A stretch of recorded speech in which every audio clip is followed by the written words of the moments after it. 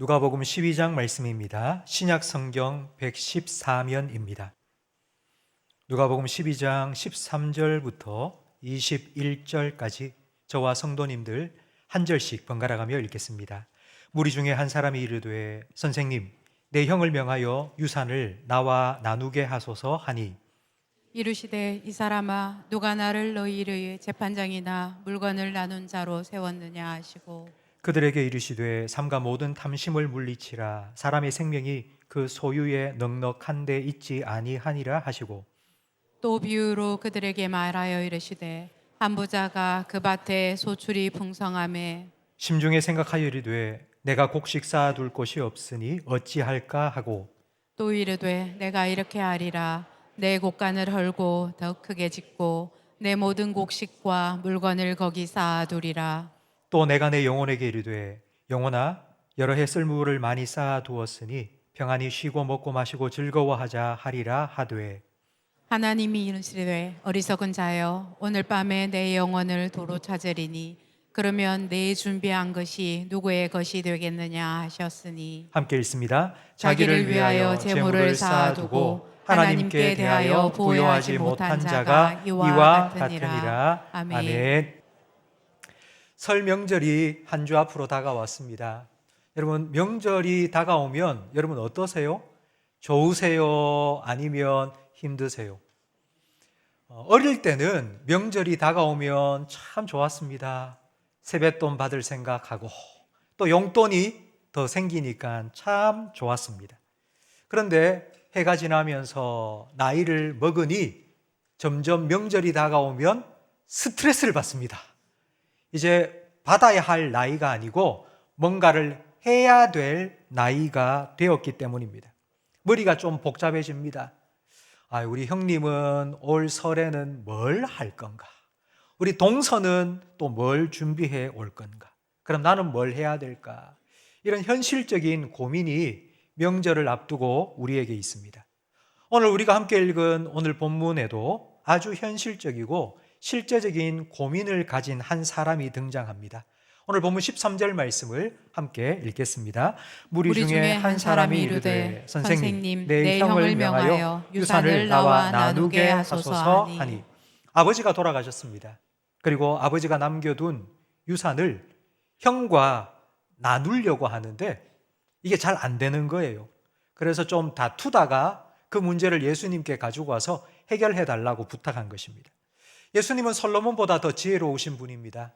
솔로몬이 아주 명판결을 내린 것처럼 예수님은 그것보다도 더 명쾌하게 유산 문제를 마치 칼로 무를 자르듯이 싹 해결해 주실 수 있습니다. 그런데 예수님께서는 오늘 본문 14절 말씀에 이렇게 대답하셨습니다. 누가 나를 너희의 재판장이나 물건 나누는 자로 세웠느냐?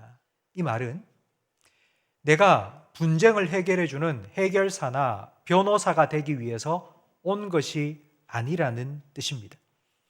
예수님은 무엇을 먹고 마실까? 이런 우리의 민생고 우리의 인생의 현실적이고 실제적인 이런 문제들을 하나하나 해결해 주기 위해서 오신 것이 아닙니다. 우리를 위해서 십자가에 죽으시고 하나님과 우리 사이에 막힌 죄의 담을 허무셔서 구원을 우리에게 허락하시기 위해 오셨습니다. 아마 이 말을 듣는 우리 성도님들 다, 목사님 다 압니다. 그래도 우리 인생 살다 보면 이런 문제가 늘 있습니다. 이게 현실입니다. 유산 분배와 같은, 명절이 되면은 형제들 간에 누가 더 많이 했느냐, 더 적게 했느냐, 이렇게 현실적이고 실제적인 이런 갈등과 고민들이 우리에게 있습니다. 이런 문제도 우리가 해결해야 되지 않겠습니까? 아마 생각하실 수 있습니다. 예수님께서는 이런 문제를 안 해결해 주신 게 아닙니다. 그 문제의 근본적인 원인이 무엇인지를 들춰내십니다. 오늘 15절 말씀을 함께 읽겠습니다. 그들에게 이르시되 삼가 모든 탐심을 물리치라. 사람의 생명이 그 소유에 넉넉한 데 있지 아니하니라 하시고, 유산 문제 때문에 형과 갈등을 겪다 찾아온 그 근본적인 이유가 탐심 때문이라고 정확하게 지적하셨습니다. 이 15절 말씀을 좀 쉽게 풀어서 설명을 드리면 이런 의미입니다. 네가 형과 다투는 이유는 유산 때문이 아니다. 네 마음속에 탐심 때문이다. 네 마음속에 욕심이 가득하기 때문이다. 지금 네가 유산을 조금 더 받는다고 해서 네가 더 잘 살게 되고 더 행복하게 되는 것 아니다. 우리 배 안에 탐심이라는 암덩어리가 이만하게 들어있는데 소화제를 먹는다고 해결되지 않습니다. 오늘 유산 분배를 많이 받았다고 해서 내일 아무 문제가 없는 거 아니라 내일 또 다른 증상이 나타납니다.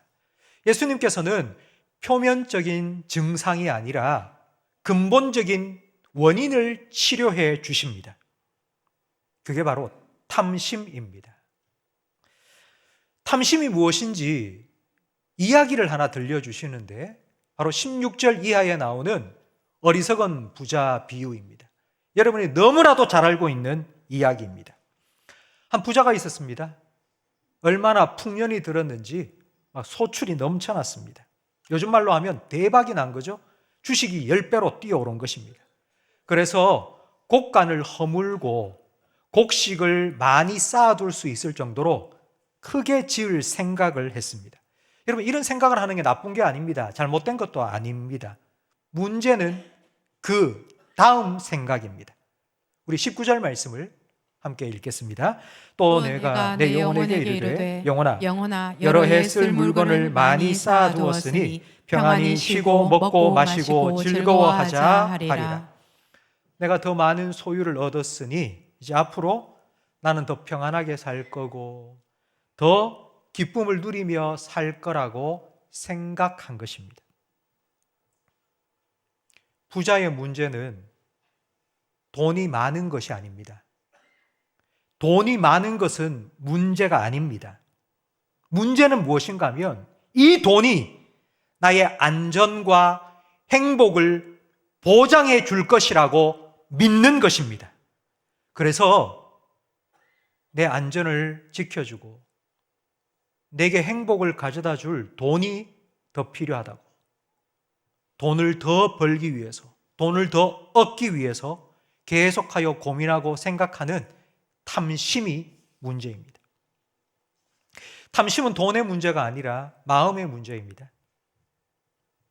탐심이 마음의 문제라는 이 말은 돈을 많이 가진 사람이나 돈이 하나도 없는 거지나 할 것 없이 모두 다 탐심을 품을 수 있다는 뜻입니다. 탐심은 남 얘기가 아니라 내 얘기입니다. 그런데 성도 여러분, 혹시 여러분 이런 생각을 해본 적 있습니까? 나 안에 탐심이 가득하다. 나는 돈 욕심이 너무너무 많다. 나는 돈. 돈이라 하면 돈에 웃고 돈에 울고 나는 그런 사람이다. 혹시 여러분 스스로 자신에 대해서 그렇게 생각해 보신 적이 있습니까? 제가 목사로 사역을 하면서 제게 찾아오시는 분들이 참 많으십니다.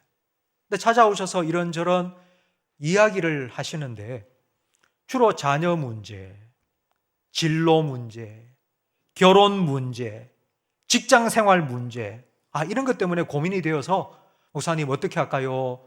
좀 조언 좀 해주세요 하고 찾아오는 분이 참 많습니다. 그런데 이때까지 이렇게 찾아오신 분 중에 목사님, 내가 너무 탐욕스럽습니다. 내가 너무 탐심이 가득합니다. 이 탐심의 문제를 어떻게 하면 좋겠습니까? 이런 문제를 가지고 찾아온 사람은 단 한 사람도 없었습니다. 마치 오늘 본문에 유산 문제를 가지고 온 이 사람에게 예수님께서 야, 네 문제는 유산이 아니야. 네 탐심이야 라고 정확하게 지적해 주신 것처럼 저는 오늘 이 예수님의 이 말씀 앞에서 우리의 영혼을 좀 솔직하게 살펴보기를 바랍니다. 여러분, 명절에 왜 스트레스를 받으세요? 그 이유가 무엇입니까? 설이 다가오고 추석이 다가오고 그러면 왜 스트레스를 받습니까? 무엇 때문입니까? 근본적인 원인이 무엇입니까? 여러분, 자녀 때문에 왜 그렇게 힘들어합니까? 자녀의 앞날에 대해서 왜 그렇게 염려하십니까? 무엇 때문입니까? 근본적인 원인이 무엇입니까? 여러분, 진로의 문제, 결혼을 하는데 결혼 배우자의 문제, 여러분 무엇 때문에 고민하십니까? 정말 무엇 때문에 그렇게 힘들어 하십니까? 직장 생활을 하면서 여러분 왜 그렇게 힘들어 하십니까? 그 근본적인 원인이 무엇입니까? 지난 한 주간 여러분 어떤 생각을 하셨습니까? 지난 한 주간 이거 할까 하지 말까? 이걸 살까 사지 말까? 여러분, 이런 선택의 기준이 무엇이었습니까?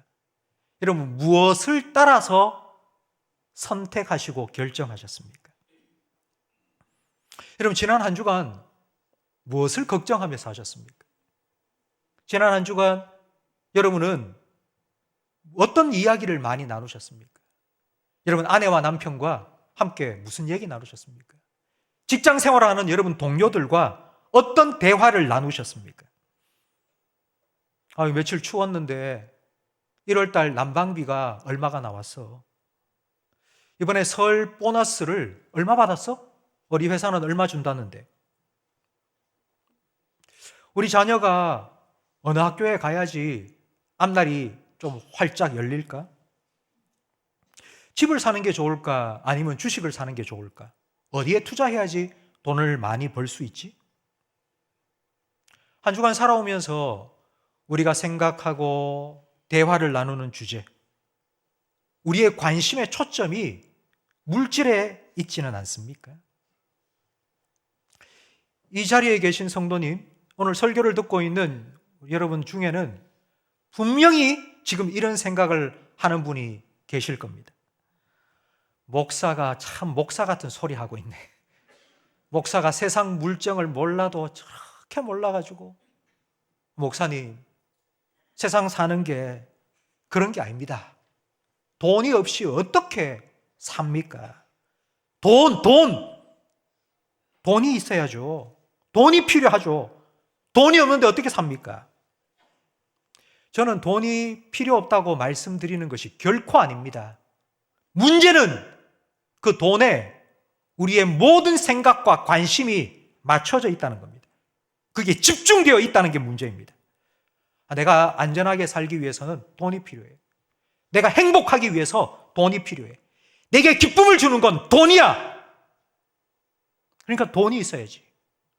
돈이 있어야지 내가 행복해지고, 돈이 있어야지 내가 기쁘고, 돈이 있어야지 내가 평안하고. 예수님께서는 이런 생각을 탐심이라고 지적하셨습니다. 그리고 이렇게 말씀하셨죠. 오늘 본문 15절 말씀을 함께 읽겠습니다. 삼가 모든 탐심을 물리치라. 사람의 생명이 그 소유에 넉넉한 데 있지 아니하니라. 탐심을 물리치라 말씀하시다가 갑자기 생명의 이야기를 꺼내십니다. 왜일까요? 왜 탐심, 돈이 필요해, 돈이 있어야 돼, 그 탐심을 물리치라 말씀하시고는 왜 생명 이야기를 꺼내신 걸까요? 여러분, 돈은 누가 주시는 겁니까? 우리가 돈을 벌 수 있도록 건강을 주신 분은 누구입니까? 돈을 벌 수 있도록 지혜를 주신 분 누가입니까? 성도 여러분, 믿습니까? 그럼 여러분에게 생명을 주신 분은 누구입니까? 오늘 하루를 살아갈 수 있도록 생명을 연장해 주신 분이 하나님이심을 믿으십니까? 하나님께서 여러분에게 생명을 주셨다면 그 생명을 책임지시는 분은 누구입니까? 여러분, 그걸 믿으십니까? 예수님은 이런 믿음으로 살아가라고 오늘 말씀하셨고요. 우리가 읽지는 않았지만 오늘 본문 다음 22절 말씀처럼 까마귀 이야기를 해주셨습니다. 까마귀를 봐라. 까마귀가 창고를 짓더냐? 그런데도 하나님께서는 다 먹이지 않느냐? 백합화를 봐라. 솔로몬의 영광으로 입은 옷보다 백합화가 얼마나 더 아름다우냐? 하나님께서 입히지 않으시느냐? 그리고 예수님께서 누가복음 12장 28절 말씀을 우리에게, 여러분에게 들려주십니다. 함께 읽겠습니다. 오늘 있다가 내일 아궁이에 던져지는 돌풀도 하나님이 이렇게 입히시거든 하물며 너희일까 보냐 믿음이 작은 자들아. 예수님께서는 어리석은 부자 비유를 들려주셨습니다. 그런데 왜 그냥 부자가 아니고 어리석은 부자일까요? 사업 수완도 있습니다. 얼마나 풍년이 났습니까? 그리고 앞날을 위해서 저축하는 재테크의 지혜도 있습니다. 아니, 그러면 이 부자는 지혜로운 부자라고 해야 되지 않습니까? 그런데 왜 어리석은 부자라고 합니까? 그 이유는 이 부자는 탐심을 멀리한 게 아니라 하나님을 멀리했기 때문입니다. 하나님, 참 잠깐만 계세요. 이 신앙의 문제가 아닙니다. 이건 세상살이 문제입니다. 아니, 기도한다고 밥이 떨어집니까? 돈을 벌어야죠, 돈. 돈이 있어야 평안하고 행복하게 살 수 있습니다. 그러니 하나님, 잠깐만요. 하나님, 잠깐만요. 그리고 하나님을 멀리했기 때문입니다. 그래서 어리석은 겁니다. 그날 밤 하나님께서는 그 부자에게 정말 많은 것을 주셨습니다. 창고가 터져나갈 정도로 많은 것을 주셨죠. 그런데 하나님께서는 그 주신 그 수많은 것 중에 딱 한 가지를 도로 찾아가셨습니다. 딱 한 가지만 찾아가셨는데요. 그게 무엇인지 20절 말씀을 함께 읽겠습니다. 하나님은 이르시되 어리석은 자여 오늘 밤에 내 영혼을 도로 찾으리니 그러면 내 준비한 것이 누구의 것이 되겠느냐.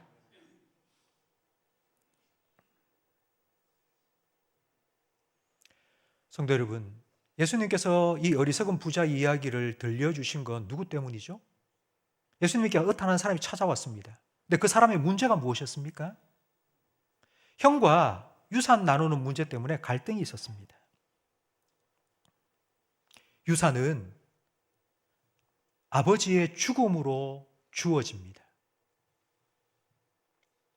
그런데 아버지의 죽음은 아랑곳하지도 않고 아버지의 유산에만 관심을 가집니다. 아버지의 죽음 앞에서 죽음, 나도 언젠가 이 땅을 떠날 날이 오겠지 생각한 것이 아니라 내가 이 땅에 사는 동안 어떻게 하면 좀 더 많이 가질까? 내가 이 땅에 사는 동안 어떻게 하면 조금 더 많은 걸 누리며 살 수 있을까? 그 생각뿐이었습니다.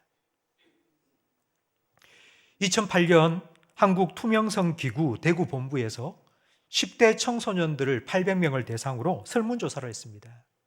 그 설문 내용이 이렇습니다. 감옥에 10년을 살아도 돈 10억을 벌 수 있다면 죄를 짓겠느냐? 그러니까 10년 징역 살 죄를 짓고 감옥에 10년 갔다가 오면 10억을 주겠다 하면 죄를 짓겠냐 안 짓겠냐라는 질문입니다. 솔깃하죠?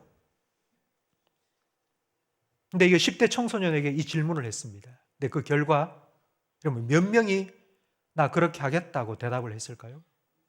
32.1%, 3명 중 1명입니다.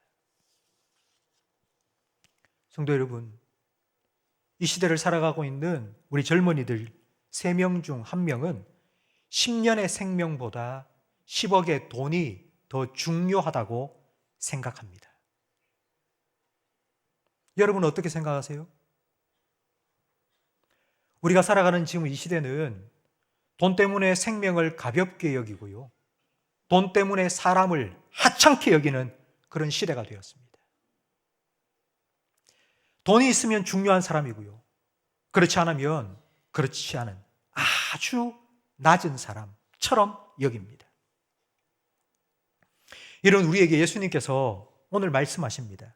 어리석은 자야, 너의 생명을 오늘 밤 도로 내가 찾아가면 네가 그렇게 움켜쥐고 있는 네 모든 것, 이게 나의 전부라고 생각하고, 이게 나를 훌륭하게 만들어주고, 이게 나를 위대하게 만들어준다고 생각하는 그 모든 것들이 누구의 것이 되겠느냐? 자기를 위하여 재물을 쌓아두지 말고 하나님께 대하여 부요한 자가 되라고 말씀하십니다. 예수님께서는 땅에 보물을 쌓지 말고 하늘의 보물을 쌓으라고 말씀하십니다. 이 말씀의 의미는 이런 뜻입니다. 땅에 있는 보물을 보물로 여기지 말고 하늘의 보물을 진짜 보물로 여기라는 의미입니다. 땅에 있는 보물은 내가 생각하는 보물입니다. 여러분에게 보물처럼 여겨지는 것이 무엇입니까? 좀 더 쉽게 설명을 드리죠. 이것만 있으면 나 정말 행복할 것 같아. 이것만 있으면 다른 건 필요 없어. 이거. 여러분에게는 이 보물이 무엇입니까? 돈일 수도 있고, 여러분 자녀일 수도 있고요, 여러분의 직업일 수도 있고요, 여러분의 평생 쌓아온 경력일 수도 있습니다. 여러분의 보물이 무엇이든 간에 여러분은 그 보물을 위해서 기꺼이 어떠한 대가도 치를 수 있다고 생각하실 겁니다. 그게 보물이니까요. 그게 나한테는 가장 귀중한 거니까요. 근데 예수님께서는 그 땅의 보물을 쌓아두지 말라고 말씀합니다. 하늘의 보물을 쌓으라고 말합니다. 그럼 하늘의 보물은 뭘까요? 하나님께서 보물로 여기시는 겁니다. 그럼 도대체 하나님의 보물은 무엇입니까? 어떤 한 소장농이 밭에 가서 일을 하다가 꽃갱이질을 하는데 퍽 하는 소리가 들려서 땅을 파보니 뭐가 상자가 나온 거예요. 그 상자를 열어보니 그 안에 금, 은 가득한 거예요. 그러자 그 상자를 다시 묻어두고는 집에 가서 집도 팔고 자기가 가지고 있는 모든 재산을 다 팔아서는 그 밭을 사서 그 보물을 자기 것으로 만들었습니다. 예수님께서 들려주신 비유죠. 근데 이 비유는 하나님의 비유입니다. 하나님께서 이 땅 가운데 보물을 발견하신 거예요. 오! 나는 저것만 있으면 너무 행복할 것 같아. 난 너무너무 기쁠 것 같아. 그래서 자기가 가장 사랑하는 예수, 독생자 예수를 내어준 겁니다. 그리고 그 보물을 샀습니다. 그 보물이 여러분입니다. 베드로전서 2장 9절에 보면 예수님 믿고 하나님의 자녀가 된 우리 성도들을 향하여서 너희는 택한 족속이요 왕같은 제사장이요 하나님의 소유가 된 백성이라고 말씀합니다. 하나님의 소유라는 이 말은 세굴라인데요, 세굴라의 원래 의미는 보물이라는 뜻입니다. 하나님께서는 보물과 같은 여러분을 얻기 위해서 자기의 가장 귀한 독생자 예수님을 기꺼이 내어주셨습니다. 그래서 우리는 로마서 8장 32절 이 말씀을 믿음으로 고백할 수 있습니다. 우리 함께 읽겠습니다. 자기 아들을 아끼지 아니하시고 우리 모든 사람을 위하여 내주시니가 어찌 그 아들과 함께 모든 것을 우리에게 주시지 아니하겠느냐. 성도 여러분, 저는 이 로마서 8장 32절의 이 말씀이 여러분의 믿음의 고백이 되시기를 예수님의 이름으로 축복합니다. 자기 아들을 아끼지 않고 나를 위해서 십자가 위에 내어주시니까 하나님께서, 나를 보물로 삼으신 하나님께서 보물과 같은 나를 어떻게 관리하시겠습니까? 그냥 아무 때나 팽개쳐 두고 네 멋대로 살아라 하시겠습니까? 그 모든 것 우리에게 더하여 주실 줄로 믿습니다. 우리의 필요를 따라 하나님께서 일용할 양식과 은혜를 내려주시고 우리가 가진 것이 많을 때나 가진 것이 적을 때나 오늘 찬양대가 찬양한 것처럼 내게 능력 주시는, 내게 생명 주신 그 하나님, 그 예수 그리스도 안에서 우리는 모든 것을 감당하며 누리며 살 수 있음을 믿으시기를 바랍니다. 예수님께서 오늘 들려주신 이 말씀의 결론이 누가복음 12장 29절 말씀에 나옵니다. 우리 화면을 보면서 함께 읽겠습니다. 너희는 무엇을 먹을까 무엇을 마실까 하며 구하지 말며 근심하지도 말라. 이 모든 것은 세상 백성들이 구하는 것이라. 너희 아버지께서는 이런 것이 너희에게 있어야 할 것을 아시느니라. 다만 너희는 그의 나라를 구하라. 그리하면 이런 것들을 너희에게 더하시리라. 아멘.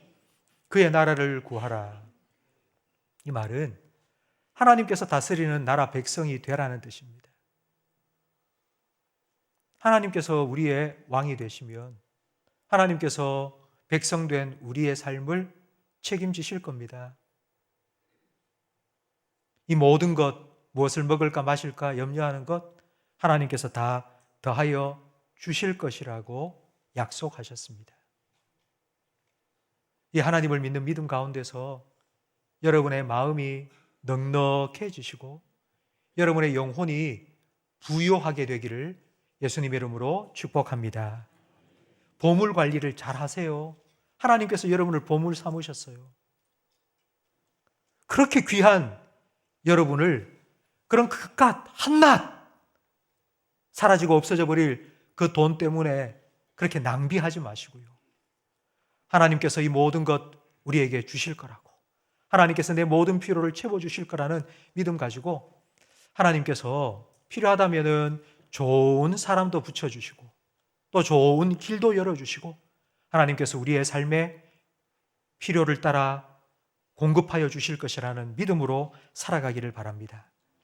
또한 성도 여러분, 내가 보물이라면 우리 부모님도 하나님 보물입니다. 우리 부모님도 하나님께서 예수님을 내어주셔서 구원해 주신 보물입니다. 우리가 함께 살아가는 내 형제, 자매, 하나님 보시기에 보물입니다. 내 자녀도 하나님의 보물입니다. 그러니 여러분 자꾸 손 안으로 굽지 마시고요. 부모님께 넉넉히 드리세요. 형제들에게 너그러운 마음으로 나누세요. 자녀들에게 여러분 베푸세요. 좀.